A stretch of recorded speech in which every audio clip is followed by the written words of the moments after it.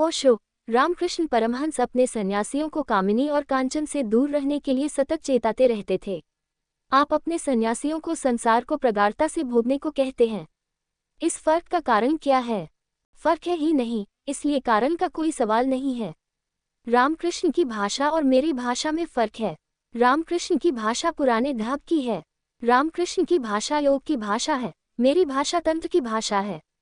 लेकिन फर्क जरा भी नहीं है। रामकृष्ण चेताते हैं कि कामिनी कांचन से बचो। मैं तुम्हें चेताता नहीं, मैं कहता हूँ ठीक से संसार में उतर जाओ, कामिनी में भी और कांचन में भी, और तुम बच जाओगे। लेकिन बचाने की दृष्टि तो है ही। मेरे देखे तुम पूरी तरह उतर जाओगे तो बचोगे, तुम अगर पूरी तरह न उतरे तो न बच सकोगे। कितने ही चेतो, चेत कर फिर गिरोगे। होश संभाल कर फिर छूट जाएगा। योग की भाषा है दमन। योग कहता है कि जो गलत है उसे काट कर गिरा दो। तंत्र की भाषा है स्वीकार। तंत्र कहता है जो गलत है उसे अंगीकार करके उससे ऊपर उठ जाओ, मगर अंगीकार से उठो ऊपर। तंत्र योग से बहुत ज्यादा महिमाशाली है। योग तो मनुष्य की साधारण बुद्धि की समझ में आ जाता है। योग की बात तो समझने में आती है। योग तो ऐसा है जैसे कि हाथ खराब है तो हाथ काट दो, पैर खराब है तो पैर काट दो। जो खराब है उसे काट कर फेंक दो। लेकिन ऐसे खराब को काट कर फेंकोगे तो तुम अपंग ही हो जाओगे। शायद ही कुछ बचे जो ठीक है। योग की भाषा ऐसी है कि अगर हाथ ने चोरी की तो हाथ काट दो। लेकिन फिर दान कैसे दोगे? दान भी हाथ से ही दिया जाता है, उसी हाथ से जिससे चोरी की जाती है। तो अगर चोरी करने के कारण हाथ काट कर फेंक दिया तो फिर दान की असंभावना हो गई। और चोरी न की, इतने से ही काम अगर होता तो भी ठीक था। जब तक जीवन में दान न आए तब तक कुछ भी न होगा। चोरी न करना पर्याप्त नहीं है, उचित है, अच्छा है, लेकिन जब जीवन दान बने तभी परिपूर्णता होती है। क्रोध न किया, ये तो हो सकता है। क्रोध को दबा दो, काट डालो, अपने को क्रोध से बिल्कुल रोक लो, नियंत्रण कर लो। लेकिन जब क्रोध दब जाएगा तो करुणा कहाँ से आएगी? क्योंकि यह क्रोध की ऊर्जा ही करुणा बनती है। काम को काट डालो, काम कट तो जाएगा, लेकिन ब्रह्मचर्य कहाँ से आएगा? क्योंकि ब्रह्मचर्य काम की ही ऊर्जा का रूपांतरण है। काम का दमन किया तो प्रेम से वंचित रह जाओगे, और प्रेम से वंचित रहे तो भक्ति कैसे उठेगी? तो योग तो बहुत सामान्य भाषा बोलता है, साधारण सांसारिक आदमी की समझ में आ जाती है भाषा। तंत्र की भाषा बड़ी वैज्ञानिक है। तंत्र कहता है जहर का भी उपयोग किया जा सकता है औषधि की तरह। फेंको मत, जहर को भी फेंको मत। तंत्र की गुणवत्ता यही है कि तंत्र कहता है यहाँ कुछ गलत तो हो ही नहीं सकता। अगर गलत हो रहा है तो हमारी कुछ भूल चूक है। घर में वीणा रखी है, तुम्हें बजाना नहीं आता और तुम सोचते हो वीणा फेंक दे क्योंकि इससे शोरगुल पैदा होता है। तंत्र कहता है बजाना सीखो। इस वीणा में बड़े सुर पड़े हैं, इस वीणा में बड़ा संगीत सोया है, इस वीणा में बड़े आह्लाद की संभावना है, इसे फेंक मत दो। लेकिन ये बात सच है कि तुम आज ही इससे तार छेड़ने लगोगे तो सिर्फ नींद खराब होगी तुम्हारी, पास पड़ोसियों की, पुलिस में खबर जाएगी। लंबा अभ्यास करना होगा, इन तारों के साथ दोस्ती करनी होगी, इन तारों को पहचानना होगा, इन तारों का विज्ञान समझना होगा। इन तारों के भीतर बड़ा छिपा हुआ राज है। जिस दिन तुम कलावान हो जाओगे, जिस दिन तुम समझ लोगे सरगम, इनमें छिपे स्वरों का रहस्य, इनके स्वरों की भाषा, उस दिन इससे अपूर्व संगीत पैदा कर सकोगे। अंगुलियां तुम्हारे पास है, सितार तुम्हारे पास है, लेकिन इससे ही तो संगीत पैदा नहीं होता। बीच में अभ्यास होना चाहिए, बीच में लंबा अभ्यास होना चाहिए। किसी ने एक बहुत बड़े सितारवादक को पूछा, जगत प्रसिद्ध सितारवादक की अब तो आपको अभ्यास न करना पड़ता होगा। उसने कहा कि नहीं, क्षमा करें, अगर मैं एक दिन अभ्यास नहीं करता तो मुझे पता चल जाता है कि कुछ कमी रह गई। अगर मैं 2 दिन अभ्यास नहीं करता तो मेरे जो आलोचक हैं उनको पता चल जाता है कि कुछ कमी है। और अगर मैं 3 दिन अभ्यास नहीं करता तो सामान्य जनता को भी पता चल जाता है कि कुछ कमी है। अभ्यास सतत चलता है। ऐसी घड़ी भी आती है जब अभ्यास के पार हो जाता है आदमी। तभी समझो कि पूर्ण मंजिल मिली, जब सितारवादक को वीणा की भी जरूरत न रह जाए, वह वीणा को छोड़ दे, उसका संगीत उससे ही पैदा होने लगे। वैसी घड़ी भी आती है, लेकिन वह घड़ी तो आखिर में आती है। उसके पहले तो सितार के साथ बहुत दिन की दोस्ती बांधनी पड़ेगी। तंत्र बड़ा अपूर्व है, योग साधारण है। योग भोगी को भी समझ में आ जाता है, क्योंकि योग भोगी की ही भाषा बोलता है। भोगी भी जानता है कि काम दुख लाता है, और योग कहता है छोड़ो। रामकृष्ण कहते हैं कामिनी कांचन से बचो। ये सभी को समझ में आ जाता है। सभी को पता है कि कामिनी से दुख मिला, पीड़ा मिली।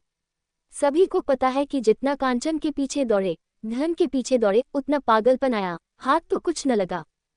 ये तो भोगी को भी पता है। योग भोग की भाषा बोलता है। तुम्हें बहुत अजीब लगेगी बात। तुम सोचते हो योग उल्टा है भोग से। योग बिल्कुल नहीं है उल्टा भोग से। असली उल्टी चीज तो तंत्र है। योग तो बिल्कुल वही भाषा बोल रहा है जो तुम बोलते हो, जरा भी अंतर नहीं है। इसलिए तो योग का इतना प्रभाव पड़ा भोगियों पर। तंत्र को तो कोई जगह न मिली, क्योंकि तंत्र को समझने की बड़ी और भाषा चाहिए। तंत्र कहता है अंगीकार कर लो, स्वीकार कर लो। परमात्मा ने जो दिया है उसमें कुछ न कुछ रहस्य होगा। काटो मत, फेंको मत, रुको, जल्दबाजी न करो। योग कहता है हटाओ, ये गोबर यहाँ इकट्ठा कर रखा है, इससे दुर्गंध उठ रही है। तंत्र कहता है इसकी खाद बनाएंगे, इसको फूलों की जड़ों में डालेंगे। यही गोबर, यह उठती हुई दुर्गंध फूलों में से सुगंध बनकर प्रकट होगी। जरा रुको। तंत्र तो माली का काम करता है। योग कहता है हटा दो, यहाँ इस घर में बदबू फैल रही है। ये कहाँ इकट्ठा कर रखा है कूड़ा कबाड़। योग कहता है हटाओ ये कीचड़। तंत्र कहता है जरा रुको, इसमें कमल के बीज बोए हैं, जल्दी ही इस कीचड़ से कमल उठेंगे। संस्कृत में कमल का नाम है पंकज। पंकज का अर्थ होता है पंख से, कीचड़ से जो पैदा होता। तुमने ये रहस्य देखा, कमल जैसा कोई फूल नहीं, और कमल गंदगी से पैदा होता है। हमने बुद्ध को कमल पर बिठाया है और हमने विष्णु की नाभि से कमल उगाया है। और समस्त ज्ञानियों ने कहा कि 7वें चक्र में जब ऊर्जा पहुंचती है तो सहस्रदल कमल खुलता है, सहस्रार खुलता है। जो भी श्रेष्ठ है इस जगत में, हमने उसकी उपमा कमल से दी है। और कमल पैदा कीचड़ में होता है। योग कहता है कीचड़ को फेंको, सफाई करो। सफाई तो हो जाएगी, लेकिन कमल फिर पैदा नहीं होंगे। तंत्र कहता है कीचड़ है, इससे कमल हो सकते हैं, जरा धैर्य रखो, धीरज रखो, कला सीखो। कमल पैदा हो सकते हैं, और कमल पैदा हो जाएं तभी कुछ खूबी है। कमल पैदा हो जाए तभी कुछ बुद्धिमानी है। मैं तंत्र की भाषा बोलता हूँ। मैं तुमसे कहता हूँ काम से ही प्रेम पैदा होता है। काम में ही छिपा पड़ा है प्रेम। काम ही प्रेम नहीं है, कीचड़ ही कमल नहीं है, लेकिन कमल कीचड़ में छिपा पड़ा है। छांटो, प्रेम को बचा लो, कहीं काम को काटने में प्रेम को भी मत काट देना। यही होता है, तुम्हारे तथाकथित महात्मा काम वासना को काट देते हैं, उनके जीवन से प्रेम भी कट जाता है। फिर बैठे हैं वे उदास मुर्दे की भांति। उनके जीवन में प्रेम के कमल नहीं खिलते, प्रेम के स्वर भी नहीं उठते। ये तो बात बड़ी गड़बड़ हो गई। बुराई से तो छुटकारा मिल गया, भलाई पैदा नहीं हुई। क्यों नहीं पैदा हुई? क्योंकि बुराई की जो ऊर्जा थी उससे भी छुटकारा होता है। वही ऊर्जा भलाई बनने वाली थी। तुम्हारे भीतर जो भी ऊर्जाएं हैं वे विकसित होने को हैं, काटने को नहीं है। उनकी सीढ़ियां बनानी हैं। तो तंत्र कहता है संसार में जाओ, सब तरह के अनुभव में जाओ। काम से प्रेम पैदा होगा। फिर प्रेम में भी अगर खोजबीन जारी रखी और छांटा और खोजा और गहरे गए तो भक्ति पैदा होगी। भक्ति पैदा हो जाए तब तक रुकना मत। और जिस दिन भक्ति पैदा हो जाएगी उस दिन तुम अचानक पाओगे आज काम का तो कहीं भी स्वर नहीं रहा। जिस दिन कमल पैदा हो गया, कमल में तुम कीचड़ खोज पाओगे। कीचड़ की तो बात छोड़ो, कमल को पानी भी नहीं छूता। कीचड़ की तो बात ही छोड़ दो, पानी भी नहीं छूता कमल को। इसलिए सारे ज्ञानियों ने कमल की उपमा ली है। सन्यासी कमलवत होना चाहिए, पानी में हो और पानी छुए न, संसार में हो और संसार छुए न। संसार से भागकर अगर संसार न छुआ तो इसमें कोई महिमा नहीं है। संसार से भाग गए फिर संसार न छुआ तो इसमें महिमा क्या है? लौट कर आओ, पता चल जाएगा कि अभी भी छूता है। इसलिए भगोड़े सन्यासी डरे रहते हैं कि कहीं वापस संसार में जाना न पड़े, घबराए रहते हैं। यह कोई मुक्ति हुई? ऐसी घबराहट से भरी हुई मुक्ति दो कौड़ी की है। तो रामकृष्ण जो कहते हैं कामिनी कांचन से सावधान, वही मैं भी कहता हूँ। लेकिन रामकृष्ण योग की भाषा बोलते हैं, मैं तंत्र की भाषा बोलता हूँ। मैं कहता हूँ रामकृष्ण जैसा ही कहता हूँ कि पार तो जाना है, लेकिन काट कर नहीं, जीकर, अनुभव से निचोड़ना है जीवन से परमात्मा को। परमात्मा यहाँ छिपा है, जैसे सोना पड़ा है खादान में, मिट्टी में मिला। मिट्टी को निकाल कर अलग कर देना है, सोने को बचा लेना है। कामवासना से जीवन पैदा होता है, ये तो तुम देखते ही हो। कामवासना से सिर्फ संसार के बंधन ही पैदा होते हैं, इतनी ही बात देखते हो। दूसरी बात नहीं देखते कि कामवासना से तुम पैदा हुए। सारा जीवन कामवासना से पैदा होता है। तो कामवासना से दो चीजें पैदा हो रही हैं, दो पहलू हैं। एक तरफ संसार पैदा हो रहा है और एक तरफ जीवन का आविर्भाव हो रहा है। ये फूल सब कामवासना के खिले हैं। ये पक्षी जो गुनगुनाहट कर रहे हैं, ये सब कामवासना की है। ये पुकार चल रही है प्रेम की। यह अपनी प्रेयसी और प्रेमी की तलाश चल रही है। वह जो मोर पंख फैलाकर नाचता है, वह क्या तुम सोचते हो भजन कर रहा है? या कोयल जो कुहू कुहू की पुकार करती है, क्या तुम सोचते हो पागल हो गई है? वह सब प्रेम की ही गुहार है। वे काम के ही रूप हैं। अगर तुम गौर से देखो तो सारे जगत में तुम्हें काम ही दिखाई पड़ेगा। वैज्ञानिक कहते हैं कि फूलों से जो गंध उठती है, वह भी काम है। गंध के माध्यम से फूल अपने वीर्याणुओं को भेज रहे हैं दूसरे फूलों के पास, जहां मिलकर नए जमीन की शुरुआत हो जाएगी। ये सारा जगत अगर तुम देखोगे तो काम का विस्तार है। इसमें जो भी जीवंत है, वह काम है। इतने जीवन का जहां से स्रोत है, उसी स्रोत में कहीं परमात्मा को खोजना होगा। तो मैं तुमसे कहता हूँ, जो भी जीवन लाए, घबराओ मत, होशपूर्वक जाओ। बस इतना ही ख्याल रखो कि होश कायम रहे और जाओ। होश जरूर कायम रहे, ताकि तुम देख सको क्या क्या है, कहाँ क्या है, और अनुभव निचोड़ सको। जिस दिन तुम्हारे जीवन में सारे अनुभव हो जाएंगे, तुम उनके पार भी हो जाओगे। पार तो निश्चित होना है, कामिनी कांचन के पार जाना है। लेकिन पार जाने का रास्ता कामिनी कांचन से होकर गुजरता है। बचकर जाने का कोई रास्ता नहीं है। बाजार से अगर मुक्त होना हो तो बाजार से ही गुजर कर जाता है रास्ता। ऐसे बाजार के बाहर से भागने की कोशिश मत करना, अन्यथा तुम गैर अनुभवी रह जाओगे। पहाड़ पर बैठ जाओगे, लेकिन बाजार तुम्हारे भीतर गूंजता रहेगा। जिसका तुम्हें अनुभव नहीं हुआ, उससे कभी छुटकारा नहीं होता। अनुभव मुक्ति लाता है। देखने देखने की बात है। कल मैं एक कविता पढ़ रहा था। रास्ते में कुछ मिला। एक ने कहा, ओह ये कला है। दूसरे ने कहा, ओ ये बला है। तीसरे ने ध्यान से देखा और कहा, छी, ये तो जूते का तला है। तुम जीवन को गौर से देखो। यहाँ जो जो व्यर्थ है, वह दिख जाएगा। जैसे ही दिख जाएगा, वैसे ही छूट जाओगे। पहले शरीर में सौंदर्य दिखाई पड़ता है। जब तुम गौर से देखोगे तो कहोगे, छी, ये तो जूते का तला है। फिर मन में सौंदर्य दिखाई पड़ेगा। एक दिन तुम वहां भी पाओगे, यहाँ भी कुछ नहीं है। फिर आत्मा में सौंदर्य दिखाई पड़ेगा। तुम गहरे होने लगे। फिर एक दिन तुम पाओगे, यहाँ भी कुछ नहीं। तब परमात्मा का सौंदर्य दिखाई पड़ता है। परमात्मा का सौंदर्य आखिरी गहराई है, अतल गहराई है। लेकिन चलना तो धीरे धीरे ही पड़ता है, उथले से गहरे की तरफ। अनुभव के अतिरिक्त कोई मुक्ति नहीं है। और जब अनुभव पूरा हो जाता है तो अपूर्व घटना घटती है। बुद्ध के जीवन में एक उल्लेख है। बुद्ध को जिस रात समाधि लगी, उस रात 6 वर्ष तक अथक मेहनत करने के बाद उन्होंने सब मेहनत छोड़ दी थी। 6 वर्ष तक उन्होंने बड़ी तपश्चर्या की, बड़ा योग साधा। शरीर को गला डाला, हड्डी हड्डी रह गए। कहते हैं पेट पीठ से लग गया, चमड़ी सूख गई, सारा जीवन रस सूख गया। सिर्फ आंखें रह गई थीं। बुद्ध ने कहा है कि मेरी आंखें ऐसी रह गई थीं, जैसे गर्मी के दिनों में किसी गहरे कुएं में तुम देखो, थोड़ा सा जल रह जाता है। गहरे अंधेरे में ऐसे मेरी आंखें हो गई थी गड्ढों में। जरा सी चमक रह गई थी। बस अब गया तब गया जैसी हालत थी। उस दिन स्नान करके निरंजना नदी से बाहर निकलते थे, इतने कमजोर हो गए थे कि निकल न सके। एक वृक्ष की जड़ पकड़कर अपने को रोका, नहीं तो निरंजना उनको बहा ले जाए। उस जड़ से लटके हुए उन्हें ख्याल आया कि यह मैं क्या कर रहा हूँ, यह मैंने शरीर गला लिया, ये सब तरह का योग करके मैंने अपने रिको नष्ट कर लिया। मेरी हालत ये हो गई है कि यह छोटी सी क्षीण धारा निरंजना की, यह मैं पार नहीं कर सकता और भावसागर पार करने की सोच रहा हूँ। इससे उन्हें बड़ा बोध हुआ।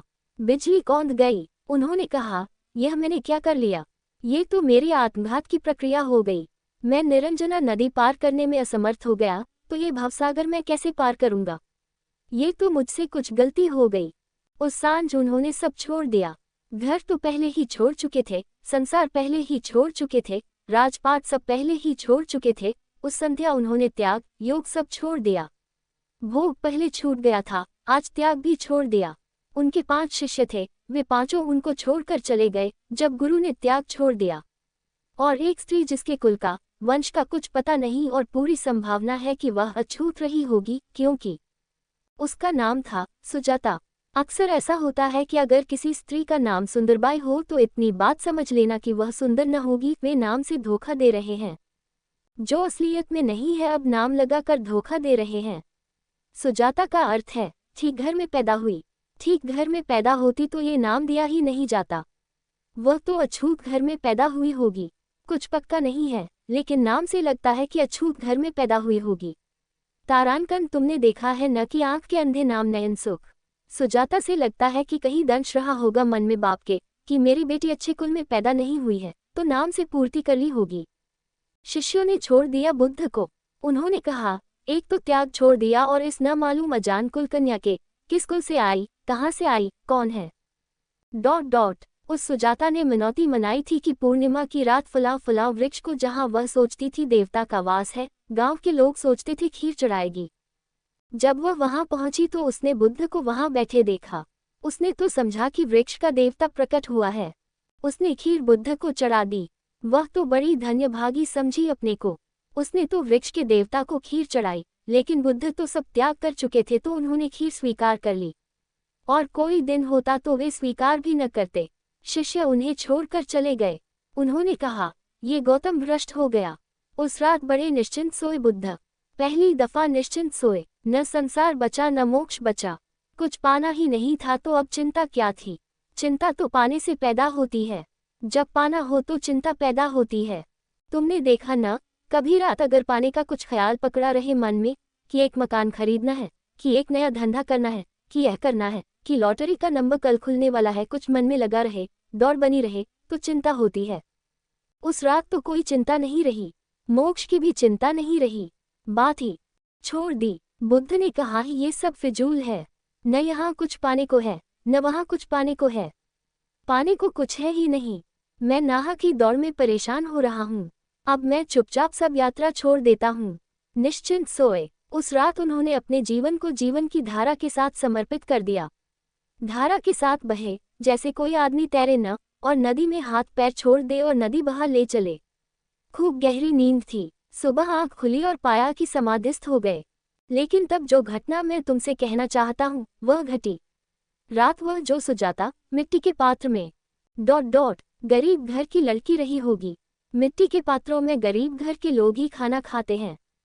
वह मिट्टी के पात्र में खीर छोड़ गई थी। वह पात्र पड़ा था। बड़ी मीठी कथा है। बुद्ध ने वह पात्र उठाया। वह निरंजना में गए नदी के किनारे।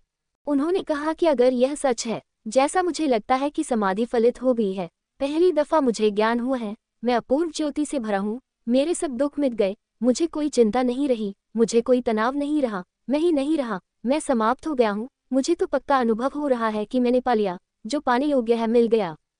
ये करोड़ों करोड़ों वर्षों में मिलने वाली समाधि मेरी खिल गई। मगर मैं सबूत चाहता हूँ। मैं अस्तित्व से सबूत चाहता हूँ कि ऐसा मुझे तो लग रहा है कि मिल गई, लेकिन प्रमाण क्या है? अस्तित्व से क्या प्रमाण है? तो उन्होंने वह पात्र निरंजना में छोड़ा और कहा, अगर यह पात्र नीचे की तरफ न जाकर नदी में ऊपर की तरफ बहने लगे तो मैं मान लूंगा कि मुझे हो गया। और बुद्ध ने देखा और नदी के किनारे जो मछुए मछली मार रहे थे, उन्होंने चौंक कर देखा, वह पात्र नदी के ऊपर की तरफ बहने लगा, तेजी से बहने लगा और जल्दी ही आंखों से ओझल हो गया। ये कहानी बड़ी मीठी है और बड़ी प्रतीकात्मक है और बड़ी अर्थपूर्ण है। रात बुद्ध ने अपने को छोड़ दिया नदी की धारा में बहने को। जब पूरा छोड़ दिया नदी की धारा में बहने को, तो दूसरे दिन नदी ने भी प्रमाण दिया कि अब तुम ऊपर की धारा में भी जा सकते हो। तुम तो क्या, तुम्हारे हाथ से छोड़ा हुआ पात्र भी ऊर्ध्वगामी हो जाएगा।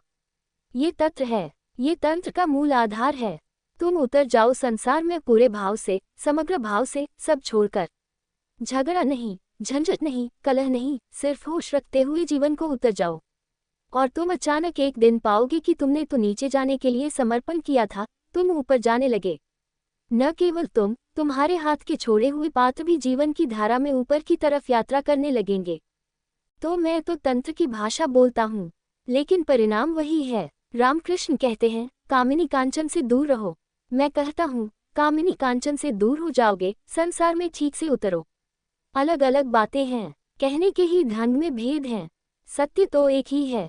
ऐसा हुआ, सड़क के किनारे दो व्यक्ति लड़ रहे थे।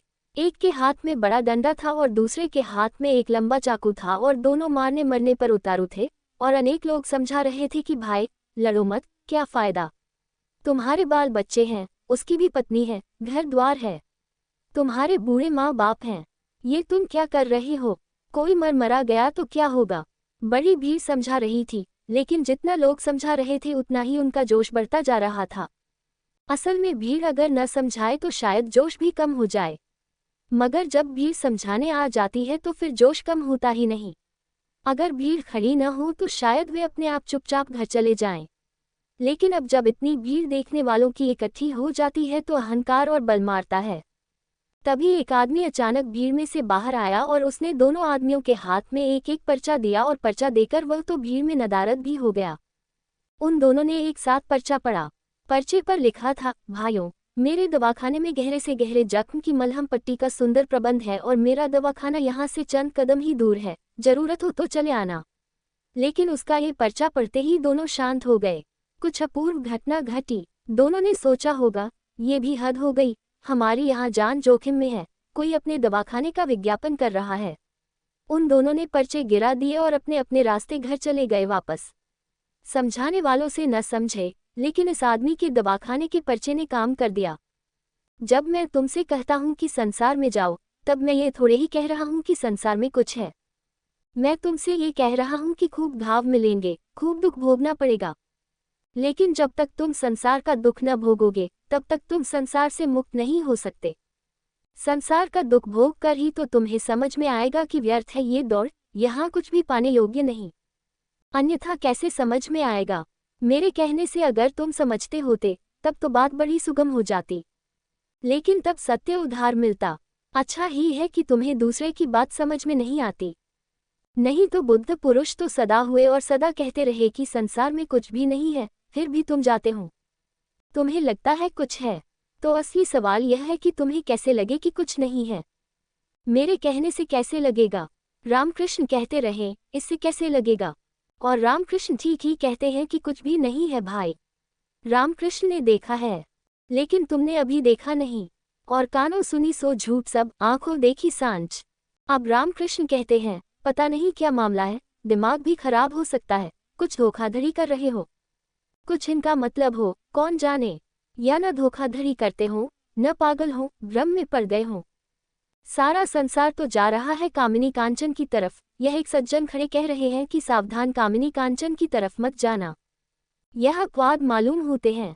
इतनी बड़ी भीड़ की माने कि इनकी माने, और जहाँ इतने लोग चले जा रहे हैं, बुद्धिमान बुद्ध सब जा रहे हैं, वहाँ एक आदमी भीड़ के बाहर खड़े होकर चिल्ला रहा है।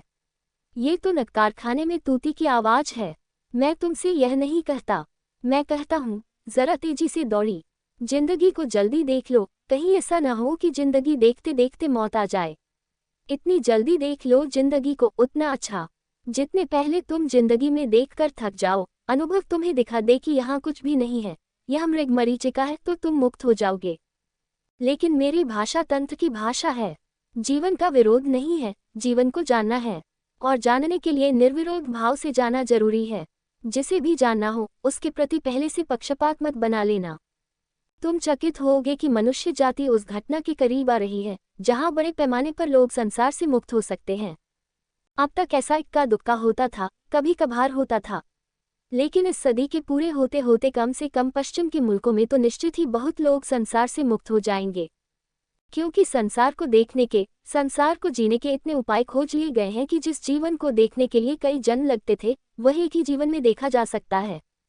अब समझो कि एक आदमी आज से 1000 साल पहले पूरब में पैदा हुआ होता या अभी अभी पूरब के गांव में पैदा हुआ है। एक दफे विवाह हो गया। अब जिंदगी भर एक ही औरत को देख पाओगे, और यह शक तो बना ही रहेगा कि इस औरत से तो नहीं मिला सुख, लेकिन और किसी औरत से मिल सकता था। इसका संदेह तो बना ही रहेगा।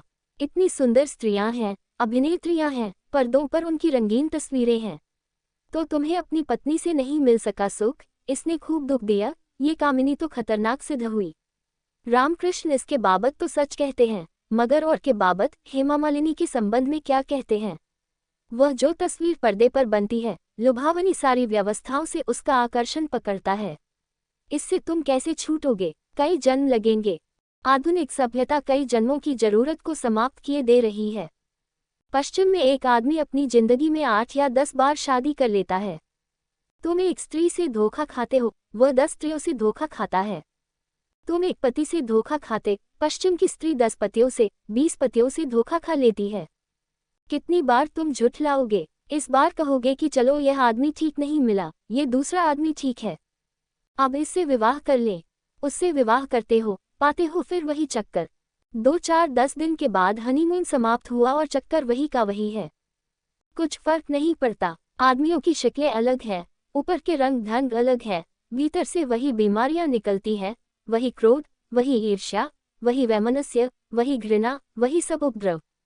10-5 बार पुरुष बदल लेने के बाद, 10-5 बार स्त्रियां बदल लेने के बाद क्या तुम्हें यह विचार मन में नहीं उठने लगेगा कि यह बात भ्रांत ही मालूम पड़ती है, ये सब मरीचिकाएं हैं।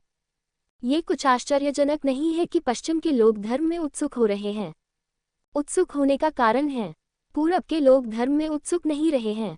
अगर पूरब के लोगों की तरफ गौर से देखो तो उनकी सारी उत्सुकता पश्चिम में है, और अच्छी मशीनें कैसे ले आएं, एटम बम कैसे बना लें, विज्ञान की नई नई कलाएं कैसे सीख लें।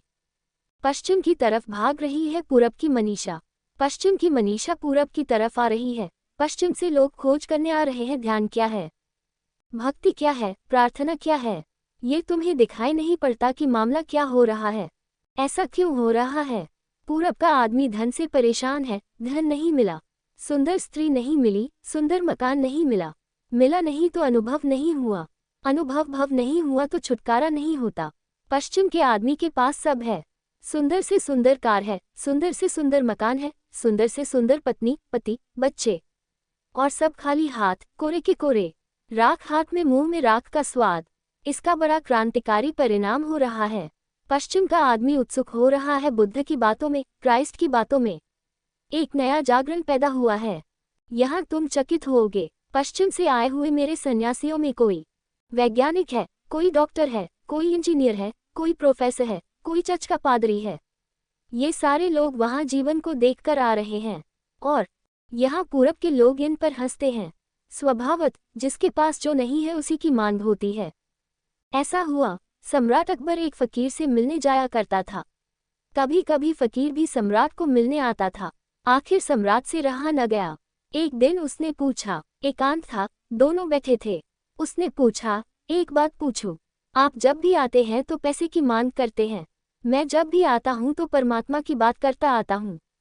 ये कैसी फकीरी आपकी, आपसे तो मैं ज्यादा धार्मिक, मैं जब भी आता हूं तो परमात्मा की बात करने आता हूं, और आप जब भी कभी आते हैं मेरे पास तो कुछ रुपए की मांग करते हैं, धन की मांग करते हैं। वह फकीर हंसने लगा। उसने कहा कि यह तो सीधा साफ है, इसमें मामला क्या। तुम्हारे पास धन है इसलिए तुमसे धन मांगता हूँ, मेरे पास परमात्मा है इसलिए तुम परमात्मा मांगते हो। मेरे पास धन नहीं है इसलिए मैं धन मांगता हूँ, तुम्हारे पास परमात्मा नहीं है इसलिए तुम परमात्मा मानते हो। जिसके पास जो नहीं है वही आदमी मानता है। ये बात मुझे जंची। इस फकीर ने बड़ी गहरी बात कही है, जिसके पास जो नहीं है वही आदमी मानता है। पूरब धन मांग रहा है, धन नहीं, रोटी, रोजी, कपड़ा, मकान।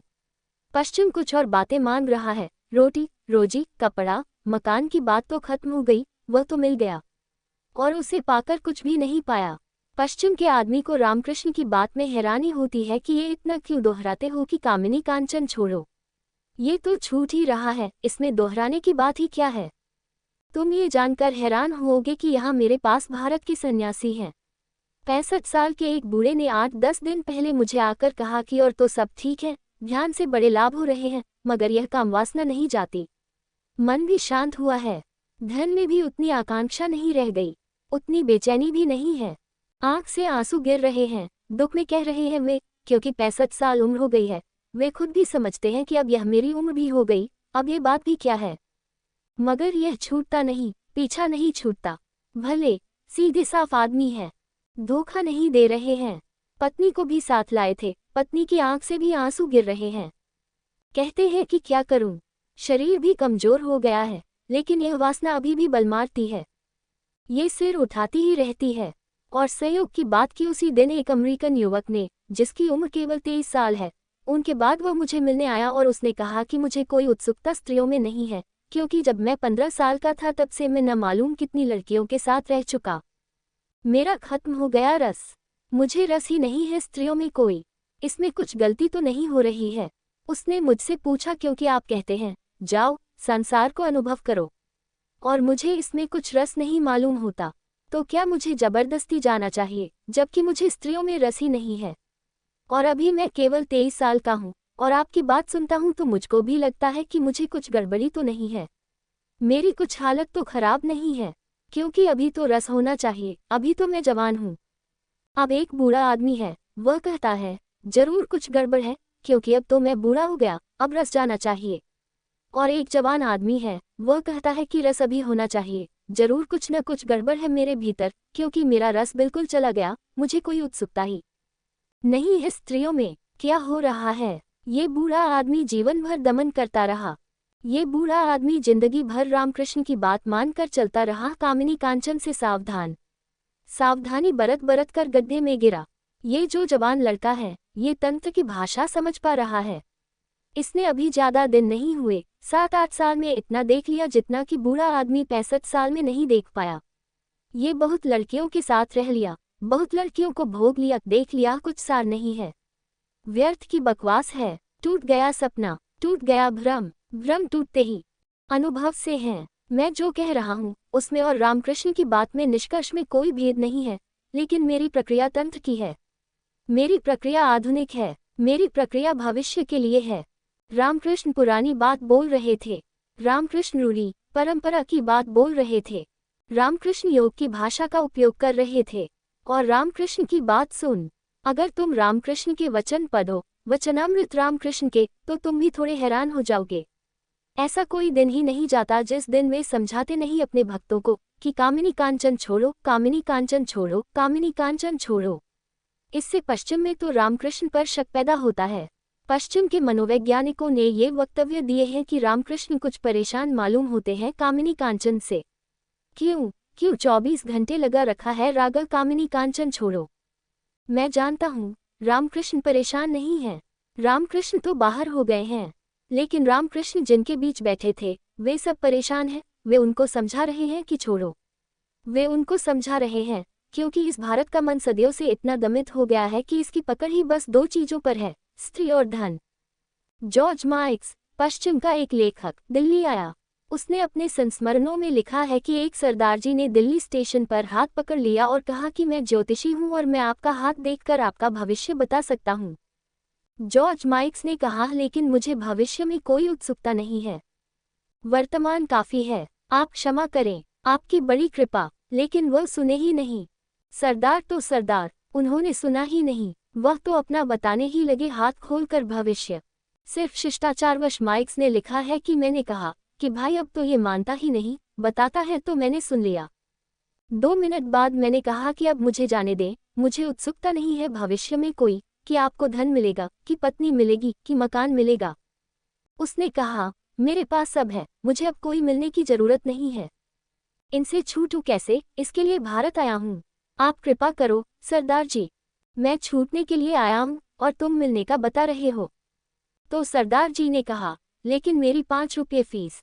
उस आदमी ने 5 रुपये निकाल कर दे दिए।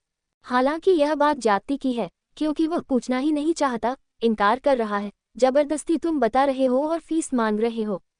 उसने फिर भी 5 रुपये फीस दे दिए कि कोई तरह झंझट छूटे, क्योंकि सरदार जी मजबूत आदमी जोर से उसका हाथ पकड़े हैं, छोड़ भी नहीं रहे। मगर जैसे उसने 5 रुपये दिए कि सरदार जी फिर बताने लगे और आगे की बातें। उसने कहा, भाई तुम रुको, नहीं तो तुम फिर 5 रुपये फीस मांगोगे, अब तुम बोलो ही मत। मगर सरदार जी बोले ही जा रहे हैं, और आखिर में उन्होंने फिर 5 रुपये मांगे। मार्क्स ने कहा कि यह जरा ज्यादती हो गई, शिष्टाचार की भी एक सीमा है। मैंने 5 रुपये पहले दे दिए सिर्फ इसलिए कि झंझट छूटे, यद्यपि मुझे वे भी देने नहीं थे, क्योंकि मैंने तुमसे मांगा नहीं था कि मुझे बताओ, मैंने तुम्हें चाहा नहीं था कि बताओ। तुमने अपने मन से चाहा, जबरदस्ती बताया, जबरदस्ती तुम मेरा हाथ पकड़े खड़े हो। फिर मैंने दोबारा तो तुमको कह भी दिया कि अब मैं तुम्हें पैसा नहीं दूंगा, अब तुम्हें बताना तो बताते रहो, मैं सुनने में उत्सुक नहीं हूँ। फिर भी तुम बोलते गए, अब तुम 5 रुपये मांगते हो। तो पता है सरदार जी ने क्या कहा? हाथ जोर से छोड़कर कहा कि अरे धनलोलुप, पदार्थवादी, मेटीरियलिस्ट। इसमें कौन पदार्थवादी है? जॉर्ज मार्क्स ने अपनी डायरी में लिखा है कि मैं चकित हुआ, इसमें पदार्थवादी कौन है? मैं उत्सुक नहीं भविष्य में, मैं पदार्थवादी। मुझे भविष्य में मिलने वाली स्त्रियां और धन में कोई रस नहीं, मैं पदार्थवादी। मुझसे जबरदस्ती यह आदमी 5 रुपये ले लिया है, मैं धन लोलुप। और ये दोबारा और 5 रुपये मांग रहा है, चूंकि मैं नहीं दे रहा हूँ, इसलिए मुझे गालियाँ दे रहा है कि तुम पदार्थवादी। तुम जरा गौर से देखना, पश्चिम को भारत में लोग कहते हैं कि पदार्थवादी, लेकिन भारत से ज्यादा पदार्थवादी मैटीरियलिस्ट मुल्क खोजना कठिन है। मैं रामकृष्ण की भाषा नहीं बोल सकता, वह भाषा पिट चुकी, वह भाषा मनोवैज्ञानिक रूप से गलत है। रामकृष्ण ठीक हो तो भी उनकी भाषा मनोवैज्ञानिक रूप से गलत है। वह भाषा बैलगाई के दिनों की भाषा है। अब आदमी आकाश में उड़ रहा है, अब आदमी चांद तारों पर चल रहा है। सारी चीजें बदल गई हैं। आज के अनुकूल भाषा तंत्र की भाषा है, इसलिए मेरा जोर तंत्र पर है। मैं तुमसे कहता नहीं कि धन छोड़ो, मैं कहता हूँ धन को जी लो, भोग लो, छूट जाएगा। छूट जाना चाहिए। अगर ठीक से भोगा तो कैसे ये संभव है कि न छूटे। मैं तुमसे यह नहीं कहता कि स्त्रियों से बचते फिरो, मैं कहता हूँ कि तुम ठीक से स्त्रियों के बीच से गुजर जाओ, धीरे धीरे तुम पाओगे बात समाप्त हो गई। तुम्हें जिस चीज से डर हो उससे भागना मत। भगोड़े काया होते हैं। तुम्हें जिस चीज से डर हो उसी चीज से गुजर जाना, उसको अंगीकार कर लेना, चुनौती बना लेना कि इसे गुजर कर रहूंगा, इसे देख कर रहूंगा। फिर सारी जिंदगी भी लग जाए उसमें दांव पर लगाने में तो लगा देना, तुम जरूर जीत कर लौटोगे। भगोड़े जीतते नहीं और परमात्मा को विजेता पसंद आते हैं, हारे हुए लोग पसंद नहीं आते। ये संसार है ही इसलिए कि तुम इसे जीतो। ये संसार एक चुनौती है, एक आवाहन की आओ जीतो। इस संसार में इतने जो प्रलोभन हैं, ये तुम्हारे लिए जीतने के उपाय हैं। ये तो तुम्हारी हालत ऐसी है कि इंतजाम किया है सब खेल का, मैदान में हाकियां आ गई हैं, खिलाड़ी खड़े हैं और तुम भाग खड़े हुए। तुम भाग खड़े हुए कि इसमें क्या सार है। ये जो संसार है एक खेल है, इसलिए तो हमने इसे लीला कहा है। एक खेल है, इस खेल में कुछ पाठ छिपे हैं। खेलोगे तो पाठ सीख लोगे, पाठ सीख लोगे तो संसार में दोबारा न आना पड़ेगा, अनागामी हो जाओगे। अगर पाठ न सीखे फिर आना पड़ेगा तो व्यर्थ की बातों में मत पड़ना। उतना ही तुम्हारा है जितना तुमने अपनी आंख से देखा, आंखों देखा सांच। जितना तुमने अनुभव किया उतना ही सत्य है, उससे रत्ती भर ज्यादा सत्य मत मान लेना। रामकृष्ण का सत्य रामकृष्ण का सत्य है। वे बेचारे अपना सत्य दोहरा रहे हैं। वे कामिनी कांचन के पार चले गए हैं। वे तुमसे कह रहे हैं कि तुम भी पार हो जाओ। यह ऐसे ही है जैसे एक बूढ़ा आदमी बच्चों को कह रहा है कि भाई कामवासना के पार हो जाओ। ये बूढ़ा ठीक बोल रहा है, मगर किनसे बोल रहा है, इसे ये ख्याल ही नहीं है कि ये जो बच्चे हैं ये अभी कैसे बाहर हो जाएंगे। पहले इन्हें भीतर तो होने दो, इसके पहले कि बाहर होने को कहो, कम से कम भीतर तो जाने दो। ये जो सकस चल रहा है संसार का, इसमें थोड़ा बहुत तो इनको देख लेने दो। तुम तो बाहर हो गए, तुम तो बूढ़े हो गए, तुम इन्हें अभी से तो बूढ़े मत कर दो। मैं किसी चीज के विरोध में नहीं हूँ, मेरा स्वीकार समग्र है, क्योंकि मेरा भरोसा इस बात पर है कि अगर परमात्मा का ही संसार है तो संसार भी जरूर शिक्षण के लिए होगा, और तो कोई कारण नहीं हो सकता। अगर परमात्मा का ही संसार है तो संसार का प्रयोजन होगा। गुरुजीएफ कहा करता था कि ऐसा मालूम होता है तुम्हारे महात्मा परमात्मा के विपरीत है। ये बात ठीक लगती है, तुम्हारे महात्मा परमात्मा के विपरीत मालूम पड़ते हैं, क्योंकि परमात्मा संसार को बनाता है और तुम्हारे महात्मा समझाते हैं भागो। अगर परमात्मा ही संसार के विपरीत है तो बनाए क्यों। अगर परमात्मा ही संसार के विपरीत है, समझो भूल चूक में पहली दफा बना भी गया होगा, तो अब तो बंद कर दे। मगर थकता ही नहीं, रोज नए लोग आते जाते हैं, रोज नए बीज अंकुरित होते हैं, रोज नए फूल खिलते हैं, रोज नए पक्षी, नए मनुष्य। संसार चलता ही जाता है, परमात्मा थकता ही नहीं, परमात्मा निराश नहीं हुआ है। रवींद्रनाथ ने अपनी एक कविता में कहा है कि आश्चर्य कि परमात्मा अब तक आदमी से निराश नहीं हुआ, अब भी बच्चे पैदा करता है। आदमी कितनी ही गलतियां करता है, फिर भी परमात्मा निराश नहीं है, फिर भी उसकी आशा है। एक दफा हारते हो दोबारा भेजता है, दोबारा हारते हो तिबारा भेजता है, भेजता ही चला जाता है। जब तक तुम प्रमाण पत्र लेकर न जाओगे इस संसार से कि तुमने जान लिया और पा लिया कि यहाँ कुछ भी नहीं, तब तक तुम्हें वापस भेजा जाएगा। ये पुनरागमन होता क्यों है, तुम्हें वापस बार बार संसार में क्यों भेजा जाता है, इस पर तुमने कभी सोचा? और तुमने इस पर कभी सोचा कि हम क्यों कहते हैं कि बुद्ध, नानक, कबीर पलटू फिर नहीं आए क्यों? जान लिया, जो विद्यार्थी उत्तीर्ण होकर आ गया विश्वविद्यालय से फिर वापस नहीं जाता। फिर क्या जरूरत रही जो सफल होकर आ गए हैं उनको वापस जाना पड़ता है, उसी कक्षा में फिर जाना पड़ता है। संसार में वापस लौटना पड़ेगा अगर ठीक से न जाना। उधार बातें मत मान लेना। रामकृष्ण ठीक कहते हैं। रामकृष्ण अनुभव से कहते हैं। तुम भी अपना अनुभव करो। तुम भी अनुभव करोगे तो तुम भी पाओगे कि यही बात सच है। लेकिन अनुभव से पाओगे।